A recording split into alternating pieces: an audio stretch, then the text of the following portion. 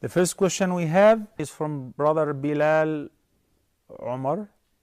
Bilal says, is oral sex permissible?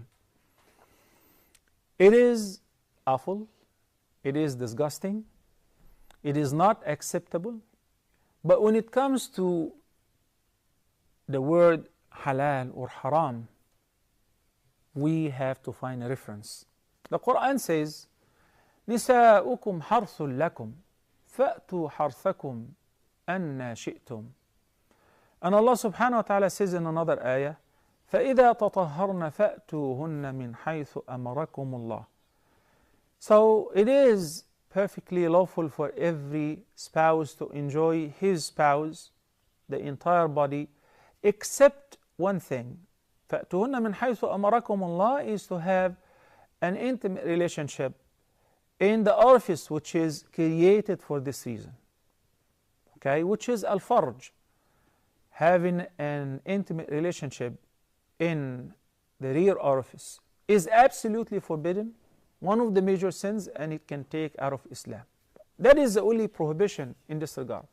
Similarly, having intercourse during the menses. وَيَسْأَلُونَكَ عَنِ الْمَحِيضِ قُلْ هُوَ أَذًى فَاعْتَزِلُوا النِّسَاءَ فِي الْمَحِيضِ وَلَا تَقْرَبُوهُنَّ حَتَّى يَطْهُرْنَ فإذا تطهرن فأتوهن من حيث أمركم الله. Which means they ask you concerning the menstruation. Say it is adha, harmful, because of the blood that carries germs and so on, the blood of the menses. So whenever there is blood flow or whenever the woman experiences the monthly period, you should avoid having an intimate relationship with your spouse in this condition until she is in a state of tahara. And after the tahara, ائتوهن من حيث أمركم الله, embrace them wheresoever Allah allowed you to embrace, as I mentioned earlier. The place where she may conceive and have a child and so on. So these are the restrictions, and this is what is allowed, which is everything in general. It is permissible for every person to see everything of his or her spouse. There is something called modesty, chastity, shyness, where, for instance, we know that Prophet Muhammad ﷺ never looked at the awrah of his spouse, and she never looked at his awrah. But it is not forbidden for any person to see his own awrah or the awrah of his or her spouse, of the entire body, including the major awrah. It is not forbidden.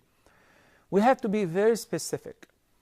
It is forbidden to touch your private with the right hand while urinating, not while taking a shower, not while washing yourself. In the hadith, the Nabi sallallahu alayhi wa sallam said, إِنَّمَا هُوَ بُضْعَةٌ مِّنْكَ. It's just a piece of you. It's a part of you. It's not something impure. But one hadith requires that if you touch your private with your palm, then you have to make wudu. Another hadith says it's just a piece of you. So a combination of that indicates it is permissible to touch your body and your private as long as you're not touching your private while urinating or answering the call of nature with the right hand. Okay? So which means that doesn't apply to touching the private of the other.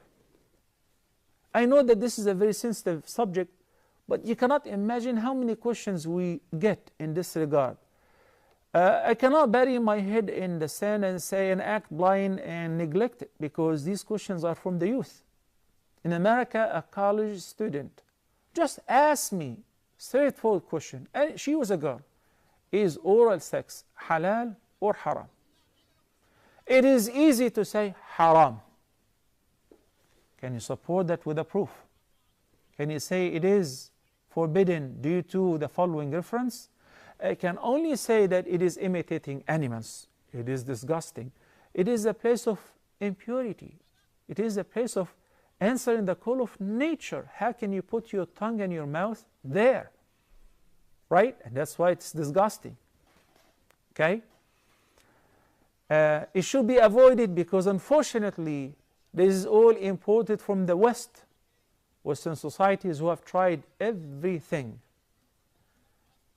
When they are done and finished with women and having even the worst kind of intimate relationship, which is forbidden and it leads to kufr, okay, they went to have sexual relations with the same gender, homosexuality.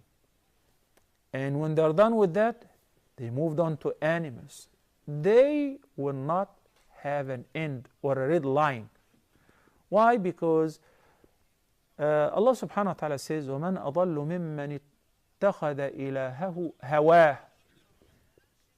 Who is more astray than one who has taken his hawa, his lust or desire, as his own God?